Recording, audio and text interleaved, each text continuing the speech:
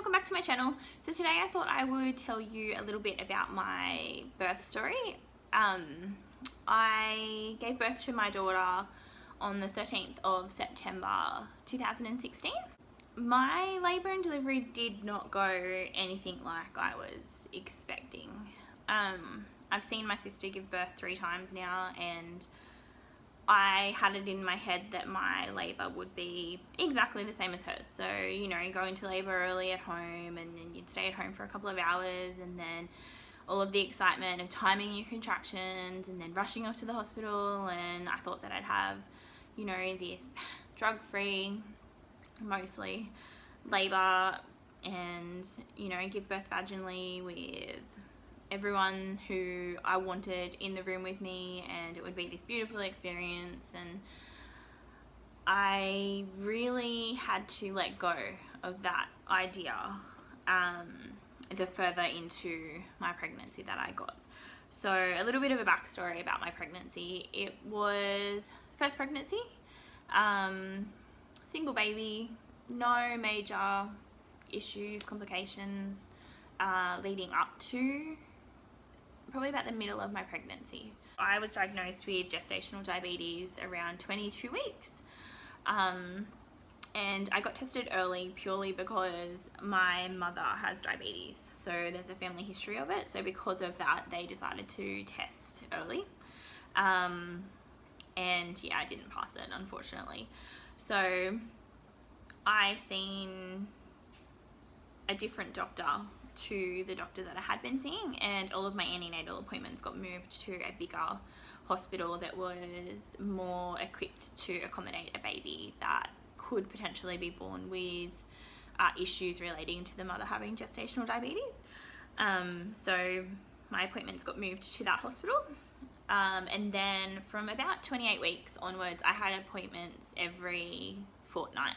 So they would, just your normal like regular checkups, but they would also give me an ultrasound. So then the ultrasound would have to be assessed by the doctor, and they would go through just to make sure that everything was growing correctly. I had enough fluid, the baby wasn't overly large, there was no issues. And then it was at my 34-week appointment that the doctor that I seen there, she informed me that I would more than likely have to be induced. So I didn't think that that was going to be a possibility when I was pregnant. I had this image in my head of how my labour was going to go, and being induced was definitely not part of that image. So they decided to induce me when I was 39 weeks. So not overly early, which I'm grateful for. And that's purely because my daughter didn't grow from 36 to 38 weeks. So they decided to hold my induction off for a week longer because she was perfectly healthy and happy, and there was no need to induce at that point. So the weekend of my induction, I had to go in on the Saturday at 9 o'clock in the morning, and the hospital's over an hour away from where we live. So Josh and I went in nice and early, and I thought that I would be going home. So I had everything packed for our labour and like to stay, but I did think that I would be leaving. But we got there, they put the induction tape in, which wasn't painful. It was just like a normal examination, and that was to help ripen our cervix. So we stayed at the hospital that day. Josh and I just stayed in this little room with a whole heap of other people that were also either pregnant, being induced, or had some other kind of complication in regards to pregnancy. And we watched the Olympics. The Winter Olympics were on. So winter? Was it winter? I can't remember. It might have actually just been the normal Olympics, 2016. Yeah, I think it was just the normal Olympics. So we sat and watched that all day, so that was very eventful. And I had no pain. We got up, walked around the hospital, nothing seemed to be any different. I didn't notice anything really change down there. I didn't have any pain, didn't have any cramps, contractions, nothing. So I didn't think that it had worked. So I knew that it had to be in for 24 hours. So I knew that the following day they would come and remove it if the tape hadn't fallen out on its own. And then they would start the next step to my induction. So the next day came and they took it out and they told me that my cervix was more favourable than what it had been. When they first started my induction, I was not dilated, my cervix was not ripe, it wasn't softened, nothing. It was nowhere near giving any kind of indication that my body was ready for labour. They took me to this little room and there was a doctor and a nurse there, and they did an ultrasound to find out where my daughter was positioned and how she was sitting. And she looked like she was in a good position. They did tell me that she was spine to spine with me, which makes a lot of sense now that I know that, because a couple of days before my induction I did get a lot of back pain and I thought that I was going into labour on my own, but I was not. So in this room they insert like a little, it looks like a little pump. So it's like a little balloon and then it has like a tube, and the balloon is inserted inside your cervix and then they inflate it with water, and that is to help promote dilation. So if your cervix is softened and ripened the way that they want it to be, the balloon then goes in, it's filled up with water and it stays in for 24 hours, and that then encourages your cervix to dilate. So if that works, it should dilate you to around 3 centimeters, and that can just put you into labor on your own, which was the, I guess, the outcome that we were hoping for. That was painful.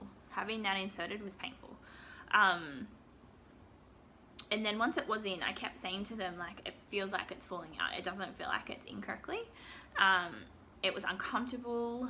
I had, now that I've had contractions, they weren't contractions, they were just really bad cramps. And I was just really uncomfortable. So I had a lot of back pain once they put that in, and just a lot of really uncomfortable feeling, almost like just a whole heap of pressure, like you're trying to hold something in between your legs, so like clenching your legs together, but I wasn't. So it was that feeling, but not actually doing that. So that was in for 24 hours, and I remember that night I barely slept because I was so uncomfortable. And then I knew that my actual induction was for the next day. So come Monday morning, they took me to labour and delivery really early. It was about 6 o'clock in the morning. So Josh met me there, and it was only him. So he met me there, and my family were going to come afterwards. And so the plan was to be booked into labour and delivery and then have my waters artificially broken, and then the drip started to encourage labour. So when they did the examination that morning, the balloon was taken out and it had done nothing. So I was not dilated at all. My cervix was soft but no dilation. So the doctor examined again and told me that the balloon had not been inserted correctly, so it wasn't up high enough to actually encourage any kind of dilation. So they decided to not break my water that morning and to send me back over to the ward that I was in and have that procedure completed again, and then they would take me the following day for my induction. So I went back to the ward and had that inserted again, and this time it was very painful, a lot more painful than it was the first time, and it did encourage actual contractions. So for the whole day on Monday, I was in a fair amount of pain. I was really uncomfortable. I was in and out of the shower. Josh and I were walking around the hospital just trying to distract me, basically, because it was very painful. Again, I hardly slept that night, and I remember the nurse coming in at like 1 o'clock in the morning and asking if it was okay for me to be taken over to labour and delivery, because they weren't very busy and they wanted to induce me then. And the nurse that was actually in charge of the ward that I was on stopped her and said, no, you're not taking her over there, because I haven't seen her fall asleep in the last 12-ish hours, and I don't want her to be going over there right now. She needs to get some rest. So they stopped her from taking me, which then allowed me to contact Josh and my family and get them to come to the hospital, because I was scheduled to go over there at 6. So I got taken over there just before 6, after getting a little bit of sleep, and got there, and I was really, really disappointed, because they told me 6 o'clock. I'd organised for Josh to come at 6 o'clock, but they didn't wait for him, and they took me early. So I actually went to labour and delivery around 5:15, and it was so quick. They had me in, they took the balloon out, she examined me, she said, yep, you're at 3 centimetres, let's get going. She popped my waters, no waiting for anybody. So that all happened while I was by myself. So, and I was so scared that was going to hurt. I didn't know what to expect. But they broke them, everything was fine. She sent me to the shower, and I collected some of the waters. They had to test it just to make sure everything was okay. And then she started monitoring Piper. So by the time Josh got there, I had already had my water broken for an hour, and nothing was happening. I was just kind of sitting in the room waiting for him to get there. And then by just after 6, they started the drip. So as I mentioned before, I had gestational diabetes. So during labour, they had to check my blood sugar every hour, and I had to eat just before my induction. So I had breakfast really early, and then every hour after, they checked my blood sugar to see what it was sitting at, just to make sure that it wasn't too high, too low, not going to cause any issues. So I went from feeling nothing to them starting this drip, and first of all, it started slowly. Like, it didn't feel like it was overly painful. It was just, I could deal with it, and I was bouncing on one of those exercise balls, and that seemed to really help. And then they increased the amount that was being pumped into my system. So basically with an induction, they increase it, I think it's every couple of hours, I'm not quite sure. They increase the level of the syntocin that you get. Yeah, they hooked a second IV up, and that was for insulin. So if my blood sugar levels were not where they were supposed to be, they would then connect that, and then I wouldn't have to have my finger pricked every hour. So basically from 6 o'clock till 11, I was in early labour. So I had contractions. They were coming and going quite frequently. They were lasting roughly about 40 seconds, and they were coming every 2 to 3 minutes. And then by 11 o'clock, I was having minute-long contractions every minute. So a minute of a contraction, a minute's break, a minute contraction. And that was full-blown labour. So they told me that that was when my established labour began. And from that point, I really don't remember much. I was in a lot of pain, and I remember thinking, this doesn't feel right. This doesn't feel like it's supposed to feel. And not that I know what it's supposed to feel, because I've never had a baby before, but I just really had, I don't even know how to explain it. I just knew something wasn't right, and I knew that this wasn't how I was supposed to be feeling and how I was supposed to be progressing. And then I felt this sensation like I needed to push. I can't even explain how powerful that sensation is, but something told me that that wasn't right. And I was sitting on this little exercise ball, and I remember having no control over myself, and it was just an overwhelming feeling of needing to push. And then I told the doctors that, and the midwife got me to hop up onto the bed and examined me, and she told me that I was not to keep pushing because I wasn't pushing a baby out, I was pushing my bladder down. So my bladder was bulging, but I couldn't go to the toilet. So I'd pushed my bladder into a position where I couldn't release my urine, I guess, on my own. So they decided to put a catheter in to lessen that bulge and that discomfort. And after that was done, they also decided to put the fetal heart monitor onto the baby's head vaginally rather than across my stomach, because they couldn't pick up her heart rate.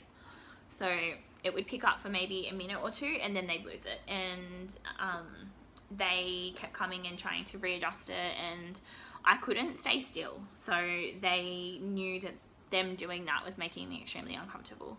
So they decided to stop monitoring with the little belly belt that you get and to do it vaginally. So they attached this little clip to the top of Piper's head, which then prevented me from using any kind of water for pain relief. So I couldn't shower, I couldn't get into the bath, and I remember being very upset about that because that was one of the forms of pain relief that I had wanted to use. So them taking that away from me was quite upsetting. So I decided to get an epidural at about 12 o'clock. Just because I was exhausted. I hadn't slept very well leading up to my labour, and I was not coping very well with the frequency of the contractions and the intensity of them. So they decided to turn the drip down that they had connected to me to encourage the contractions, and then I got an epidural. So when the anesthesiologist came to do the epidural, I remember being so happy to see him. I've never been more happy to see a person in my entire life. And I remember sitting on the edge of the bed and just wishing that he would hurry up, because sitting still when you're having contractions and knowing that they're about to stick a massive needle in your back is so hard. So there was a nurse holding me straight, Josh was holding me straight and still, and he administered it. It worked really quickly, and then I couldn't feel anything. So I could still feel the contractions, but not, you couldn't feel like pain. So you could feel that they were happening, but there was no intense pressure or pain or anything like that. And I remember laying in the bed and almost falling asleep. So I was laying there, shut my eyes, and I thought I'm gonna go to sleep until it's like a little bit further along. And it was probably about 20 minutes later, I started to get this really sharp burning pain in one of my legs, only one. And then that pain slowly spread from one of my legs to both of my legs, and then straight up into my stomach. So I had full-blown contractions again. The epidural was not taking any kind of relief off them, to the point where I couldn't move. They were that painful. I remember being able to get up, I could sit up, I could move my legs, I could walk. I was not allowed to walk, but I could move. They laid me back down and they got him to come back and readjust where the epidural was, because they thought that maybe it wasn't quite in the right place. So he came back and he took it out, and then he re-administered it. And again, it worked for maybe 15-20 minutes, and then again, nothing. It was like it wasn't even there. So basically from 1 o'clock to, I think it was about 5:30, I barely remember anything. They gave me gas. They gave me morphine, I believe. I remember having an injection, and I remember Josh telling me that they gave me morphine. And then by, around 5 o'clock, I think, was when it started to really scare my midwife and Josh. I was getting to the point where in between my contractions, I would stop breathing. It was like I used every inch of myself to concentrate on the actual contraction itself. That when I had the break in between them, I couldn't do anything. I couldn't regulate anything. I couldn't breathe. I couldn't think. Couldn't open my eyes. And then that started to distress Piper. So there came one point there where Josh was left alone in the room with me, and I stopped breathing, and there was a bigger gap between my contractions and so the bigger gap between the contractions, and I just stopped breathing. So he got really alarmed and called the midwife back in and basically said to them, how much longer are you going to let this go on for? Because they checked me at 1 o'clock and told me that I was at a 5. So maybe a 6. So she wasn't quite sure whether it was a 5 or a 6. So in my head I was like, oh my God, I've only gotten that far. 3 centimeters in like 8 hours. I was horrified. Then she checked me again at 6:37 and I was only at a 4. So somehow I had gone backwards, which I didn't even know was possible.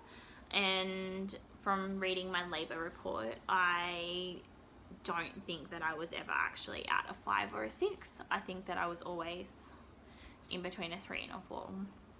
So because I was classed as failure to progress over such a long period of time, and my baby was now in distress and I was also in distress, they decided that the best option for us would be to have a C-section. So I was immediately prepped for a C-section.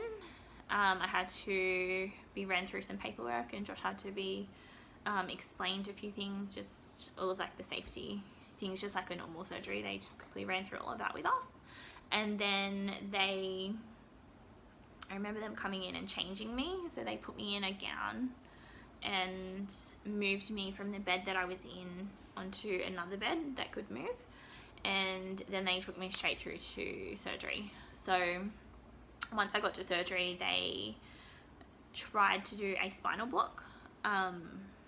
They put the spinal block in and I could still feel absolutely everything. So they were running ice along my stomach, on my legs. They used this little thing that produced heat and ran that across my skin. They pricked you with like a little pin to see if you could feel it, and I could tell them what they were doing, where they were doing it. So I knew when they were using ice, I could tell when they were pricking me, and I could tell when they were using heat. So I could still feel all of those sensations. So I was petrified. They gave it 15-ish minutes to see whether or not the spinal was going to work. They tried to readjust it, but it didn't work. So I still felt everything. And then it got to a point where I was extremely distressed. I think I was most scared because when you first go in there, they talk to you like it's just a normal day. Like they just ask you really, to me at the time, just seemed like strange questions. Like they ask you how you've been, what you've been doing, like just really odd questions. Whether the baby's a boy or a girl, or do you have any names picked out? And I could not concentrate on what they were saying because they seemed so just completely irrelevant to what was going on. And then they decided to, so after the spinal block didn't work, they lay you down, and I didn't realize that you fully get strapped in to the bed. So your arms get like laid out and they strap your arms down, and they put a thing over your chest and like clip you into the bed, and then they have a nurse sit behind you. And so I was terrified, and they hadn't let Josh in the room yet. And then the person that was on the other end, he said to me, I can start, and then if you start to feel any pain, I'll stop and we'll knock you out. And the thought of that absolutely terrified me. So I was begging them to just knock me out. I was like, don't you dare cut me, just knock me out. So because I made that decision, Josh was not allowed in the room because I was completely under general anaesthetic. And that was really scary as well. So I've never had anaesthetic before. And I remember looking at the doctor and saying, how do you know it works? Like, how do you know that I'm asleep? Like, how do you know that I can't feel that? Like, and what if I can't tell you that I can't feel it, but I can? And I remember just word vomiting out all of these questions to this poor guy. And all he kept saying to me was, it's okay, just look at me. Just look at me in the eyes and everything will be fine. He's like, just look me in the eyes. And I couldn't concentrate. I couldn't look at him in the eyes. And I remember thinking that he looked so much like Derek Shepherd out of Grey's Anatomy, and that was making me like blush. So I was so uncomfortable. I was like, I don't want to look at you. And I kept saying to him, no, I can't look at you in the eyes. I can't look at you in the eyes. And he kept like pulling my head and saying, no, you've got to look at me. And yeah, flat out refused to look at this poor guy. And then I remember like waking up. So I don't even, like, you don't remember falling asleep. You don't remember any of it. And I remember waking up, and then there was a nurse standing next to me. And I remember saying to her, like, how big was my baby? How big was she? And she just kept saying to me 9'14". And so I thought that she was telling me that my baby was 9 pound 14, and I was like, wow, that makes total sense as to why, like, I couldn't birth that baby. She was huge. And then when she got brought into me, I remember looking at her and thinking, wow, she doesn't look like she's 9'14". She looks a lot smaller than that. And I said to Josh, how big is she? And he's like, oh no, she's 7'8". And I was like, 7'8"? I was like, well, it was 9'14". And he was like, no, she was born at 9'14". So she was born at 9'14". She was 7 pounds 8 ounces, and she was 53 centimeters long. So she was quite long. And she had this little mark on her forehead here and on the side of her face from where she was positioned. So she was positioned in a way that her head was twisted in front of the birth canal. So the whole time that I was in labour, her head was stuck between the bones. So she had these marks on her face from that. But she was born perfectly healthy. She had an APGAR score of 9. There were no complications with her at all. Her blood sugar was perfect. I had no like post C-section issues. Everything was perfect. They sent me back up to the room, and so by the time that I got to see Piper, it was already 10:30.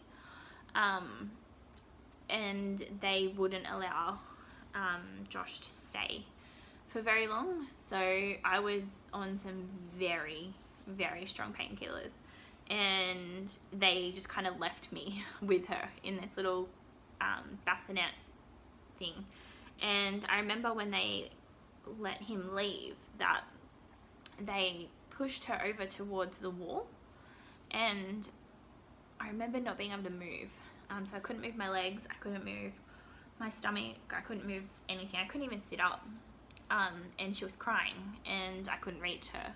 So I kept having to hit the buzzer for them to bring her over to me, so that I could attempt to feed her and all of those kinds of things.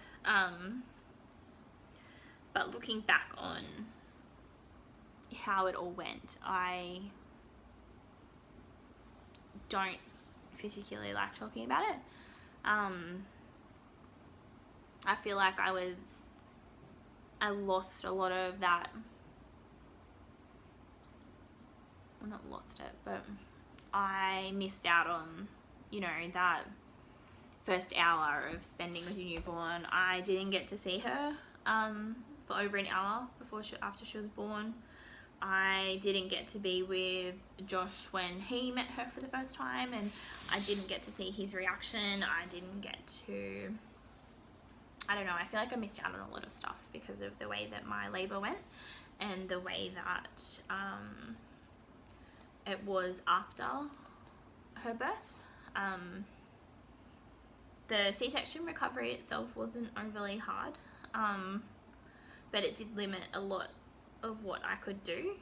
So I felt that I couldn't be that parent that I wanted to be with Piper the first couple of weeks. So Josh had to stand in and take that place. So I don't know, I kind of feel like I was cheated out of my labour, and I know that it's no one's fault, and I know that things, you can't predict how your labour is going to go and how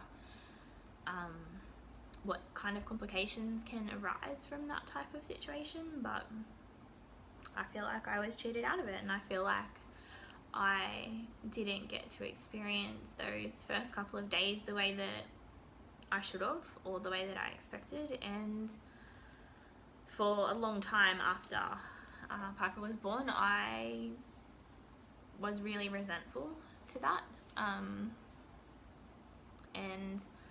I didn't deal with my labour the way that I should have. And even now, when I read my labour report, it's very hard to read because it's classed as a traumatic labour and delivery, and I just never seen myself being in that position. And that was really hard to let go of, this image of how you're supposed to birth your baby and what your labour is supposed to be like and the experience that you're supposed to get from it. I had to let that go, and that was really hard. And because I did have a C-section, and because the likeliness of me having gestational diabetes again with our next child, I am probably not going to experience that vaginal labour that I wanted. I am more than likely going to have a C-section again, and hopefully it will not be anywhere near as traumatic for me or Josh. It will be one that's just booked in. It will go a lot smoother, hopefully. The anesthesiologist came to see me a couple of days after Piper was born, just to talk about what had actually happened, and he told me that I was a 1 in 100,000. So basically, the spinal block and the epidural, they were both fitted textbook. There was no issues with the way that they were placed. There was no issues with the dosage. They were textbook, so there was no issues at all. There was no explanation as to why they didn't work and why I could still feel everything. So that may happen again when I have my next baby, but it may not. I might be perfectly fine and it might work, and I'll get to be present for my next baby being born. I hope that's the way that it pans out, but if it doesn't, I ended up with a perfectly healthy baby, and she's happy, I'm happy, and I'm very lucky that I have her. And if that's how I have to, you know, birth all of my children, then I will do it every single time, because it's the same result. It's just hard to kind of let go of that image that you have in your head of how you want things to go. So yeah, anyway, thank you so much for watching. I know this is a long video, and if you've managed to make it all the way through the end, then hats off to you.